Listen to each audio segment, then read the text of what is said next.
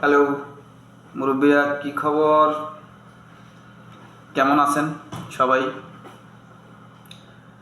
আহ, আজকে আসলে কিছুদিন যাবৎ একটা জিনিস মাথায় আসলে ঘুরতেছে। কিছুদিন না, অনেক দিন যাবৎ এগুলা ঘুরতেছে। তারপরও কিছুদিন যাবৎ চিন্তা করলাম যে আমাদের একটা একটা জিনিস মাথা থেকে ঝেড়ে ফেলা উচিত। কোন জিনিস? সাংবাদিকদের উপর একটা ভুল বোঝাবুঝি আছে বাংলাদেশের মানুষের উপর, বাংলাদেশের সাংবাদিকদের উপর। কীরকম ভুল বোঝাবুঝি? সাংবাদিকরা দেখবেন এখন এই পরিমণি,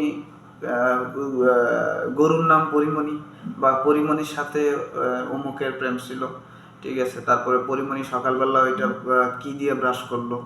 তারপর আপনার হিরো আলমের কি হইলো, হিরো আলম কার সাথে হয়ে গেল, কে কয়টা বিয়ে করলো।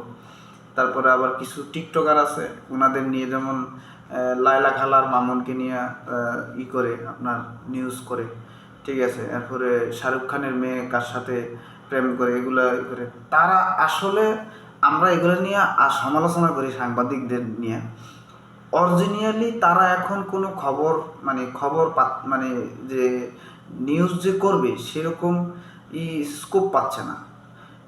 এই কয়েকদিন চিন্তা করে দেখলাম আর কি। যেমন ধরেন, কেন যে খবর পাচ্ছে না, ঠিক আছে, বা কেন নিউজ, ভালো নিউজ পাচ্ছে না, এইসব নিউজ কেন করতেছে তারা, ঠিক আছে।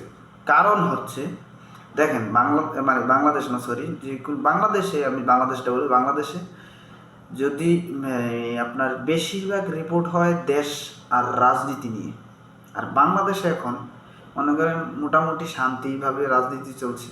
বিরোধী দল কোনো আপনার আন্দোলন নাই, বিরোধী দলের কোনো আন্দোলন নাই, কোনো মিছিল নাই, মিটিং নাই, বিরোধী দল নাই। সবচেয়ে বড় সমস্যা হচ্ছে, ঠিক আছে। আর আপনার আমরা মানে দলীয় যারা, সরকার দলীয় যারা, তারা যাই করি না করি, এই জায়গায় সাংবাদিকদের কোনো হাত নাই, বা তারা লেখালেখি করতে পারতেছে না। এই কারণে মনে করেন এই যে পরিমণি, তারপরে মাহিয়া মাহি, হিরো আলম, জাহেদ কাকার জ্বালায় পত্রিকায় কোন শালায় ঢুকবে, ফেসবুকের আর গেলে ইনস্টাগ্রাম বলেন, ফেসবুক বলেন, ইউটিউব বলেন, এগুলো তো ঢুকাই যায় না, ঠিক আছে, জাহেদ কাকার যন্ত্রণায়, ঠিক আছে। আর এই দিক দিয়ে আবার পত্রিকাও জাহেদ কাকা, এইগুলা কেন আসলে?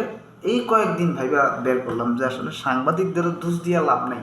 তারা লেখালেখি করবো যে একটা স্কুপ তো থাকতেই হবে, বাংলাদেশে নাই ভাই, ঠিক আছে। তাইলে আমি মনে করি আমার সাথে সাথে আপনারাও তাদের প্রতি যে একটা মানে ছিল, এই কি জানি সন্দেহ ছিল, সন্দেহটা ভাই তুলে নেন ভাই। আমি মনে করি এই সন্দেহ মামলাটা তুলে নেন। আমি আহ্বান করবো বাংলাদেশের সবাইকে,